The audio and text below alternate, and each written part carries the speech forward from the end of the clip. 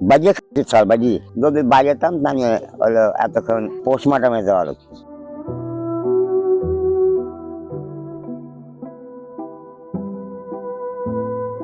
অসহায়ত্বেই ছিল যার একমাত্র পরিচয়, সেই দৃষ্টি প্রতিবন্ধী বৃদ্ধের ঘরেই নেমে এলো দুর্বৃত্তদের নিষ্ঠুরতা। রাজবাড়ীর সদর উপজেলার পাচুরিয়া ইউনিয়নের খোলাবাড়িয়া গ্রামে রাতে সংঘবদ্ধ হামলা চালিয়ে ভাঙচুর ও লুটপাট করা হয়েছে ৭৫ বছর বয়সী দৃষ্টি প্রতিবন্ধী আব্দুল গফুর মল্লিকের বাড়িতে।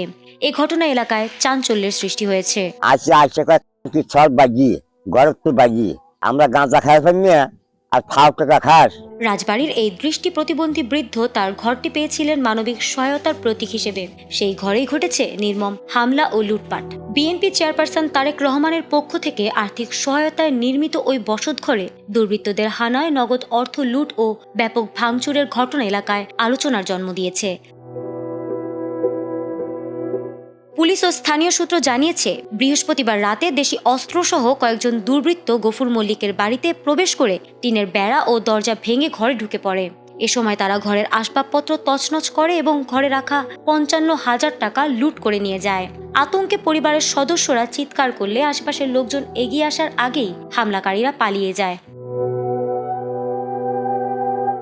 একই রাতে দুর্বৃত্তরা গফুর মল্লিকের ভাই হানিফ মল্লিকের বাড়িতেও ঢুকে ভাঙচুর চালায় এবং মালামাল লুটের চেষ্টা করে বলে অভিযোগ রয়েছে। ঘটনার পর গফুর মল্লিকের পালক ছেলে বাতেন মল্লিক রাজবাড়ীর সদর থানায় লিখিত অভিযোগ দায়ের করেন। পুলিশ জানিয়েছে, অভিযোগের ভিত্তিতে মামলা গ্রহণ করা হয়েছে এবং ইতোমধ্যে একজন নারীকে গ্রেপ্তারও করা হয়েছে। বাকিদের ধরতে অভিযান অব্যাহত রয়েছে বলে জানিয়েছে পুলিশ।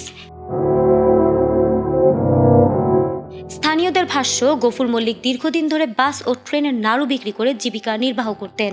তার অসহায়ত্বের কথা বিবেচনায় নিয়ে গত বছরের অক্টোবরে তারেক রহমানের পক্ষ থেকে ১,৭০,০০০ টাকা সহায়তায় তার বসতঘর নির্মাণ করা হয়। সেই ঘরেই হামলার ঘটনায় এলাকা জুড়ে ক্ষোভ ও উদ্বেগ বিরাজ করছে।